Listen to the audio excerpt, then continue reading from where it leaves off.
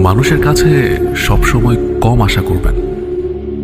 মানুষের কাছে আপনি যত বেশি আশা রাখবেন, আপনি তত বেশি ঠকবেন। মানুষকে নিয়ে কম ভাবুন, মানুষের কাছ থেকে প্রত্যাশা কমিয়ে ফেলুন। দেখবেন আপনার ভালো থাকা শুরু হয়ে যাবে।